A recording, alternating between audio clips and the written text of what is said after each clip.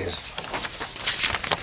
Hoy cerramos el ciclo de conferencias sobre Venezuela con la participación de Roberto Enríquez, uno de los exponentes políticos jóvenes y de gran futuro para la liberación, para el retorno y para el fortalecimiento de la democracia en Venezuela.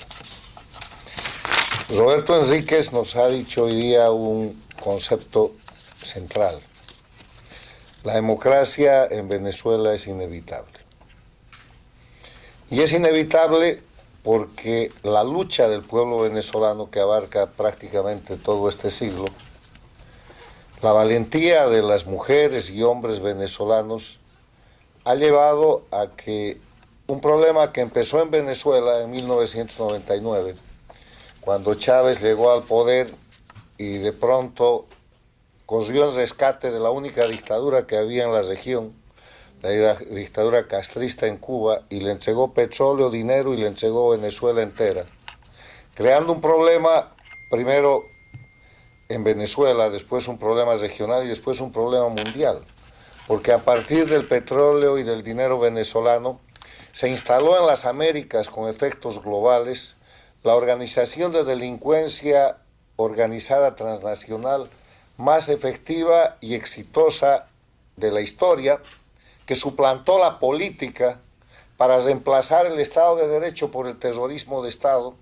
con presos políticos, con asesinatos, con masacres, con persecuciones, con millones de exiliados, para reemplazar la libertad por el sometimiento, para reemplazar la separación e independencia de los poderes públicos por fiscales sicarios y jueces verdugos, y para reemplazar el sistema de libre organización política y el sistema de elecciones libres y justas por la manipulación y el fraude.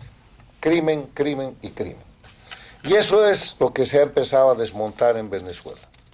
Eso es lo que el punto de quiebre, la captura del dictador narcoterrorista Nicolás Maduro, efectuada el 3 de enero de este año, marca como cambio en la historia no solo de Venezuela, sino de las Américas.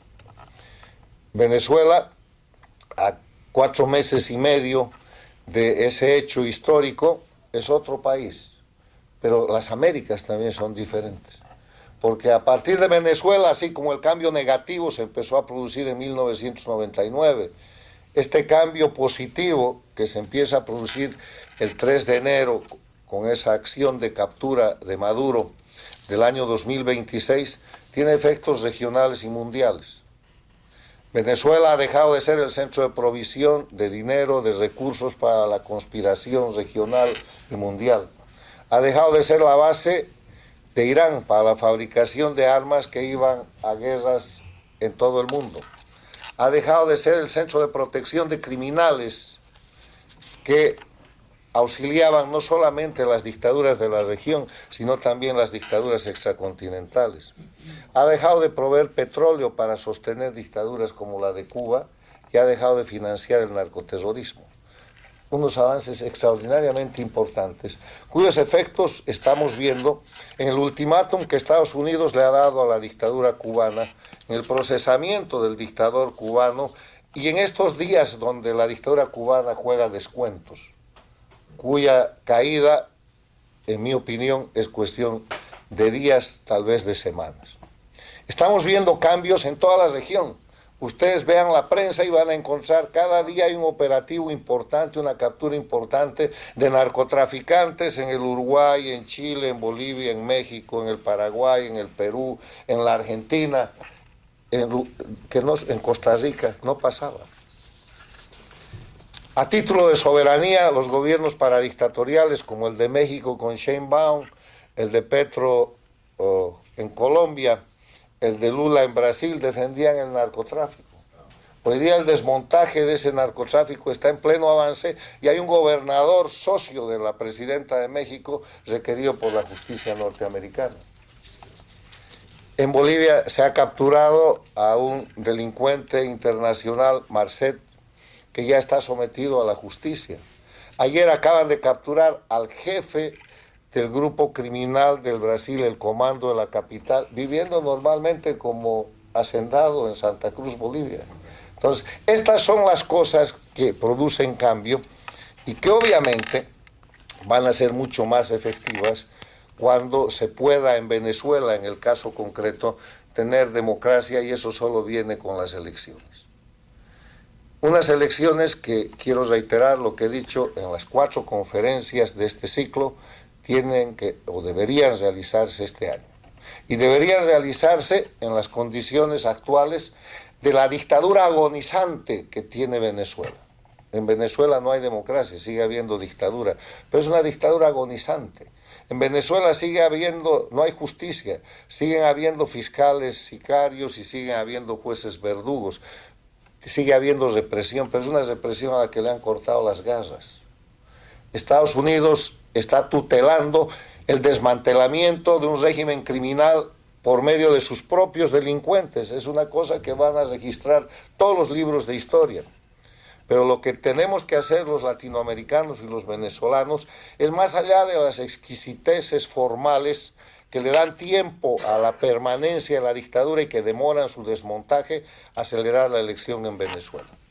Para que una vez que María Corina Machado sea electa, que es en verdad un proceso de ratificación formal para reiterar una legitimidad que María Corina tuvo que ceder a la gente que tuvo que poner como candidatos suplentes, empiece el proceso de restauración, el proceso que le gusta a la gente llamar de transición a la democracia desde el poder.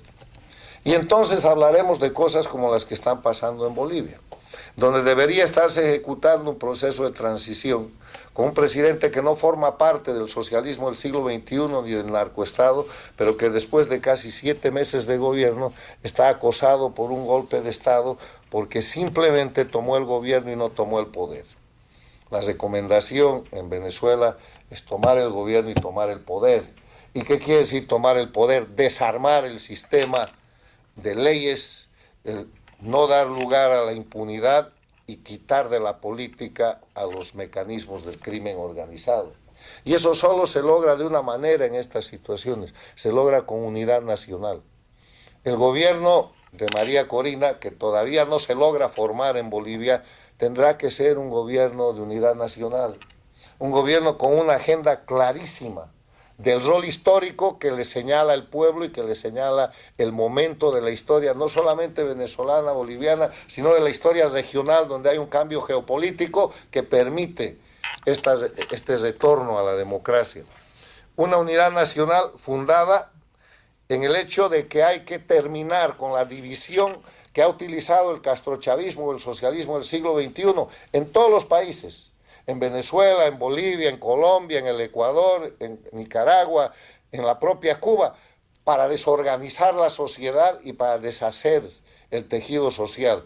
Una unidad en la diversidad, una unidad con un manejo político impecable y una unidad que parta de un informe preliminar, que no se ha hecho un informe esencial, que no se ha hecho en Bolivia en 7 meses, por ejemplo, de cómo se recibe el país. ¿Cuánto debe Venezuela? ¿Dónde fue el dinero de Venezuela durante estos 25 o 26 años? ¿A quién se entregó o qué se hizo con los bienes que se confiscaron, que se incautaron? ¿Dónde estaban los desaparecidos? ¿Cuánta gente fue torturada? ¿Quiénes eran los torturadores? O sea, un inventario de los daños, una auditoría sin la cual ningún gobierno puede empezar. ¿Por qué? Porque si comienzan sin ese inventario, a los 6 meses más o menos van a ser responsables de los delitos cometidos por la dictadura y vamos a tener la repetición del ridículo que hoy día estamos viendo en Bolivia, donde el golpe de Estado lo empuja Evo Morales para defender su narcoestado, para tener impunidad, y le echa la culpa de la crisis al gobierno que no ha cumplido 7 meses. O sea que hay que aprender de estas experiencias. Tenemos diferentes etapas en las Américas, en la recuperación de la democracia. ¿Quién va más adelante? Es el Ecuador, en una lucha durísima contra el narcotráfico para desmontar el narcoestado.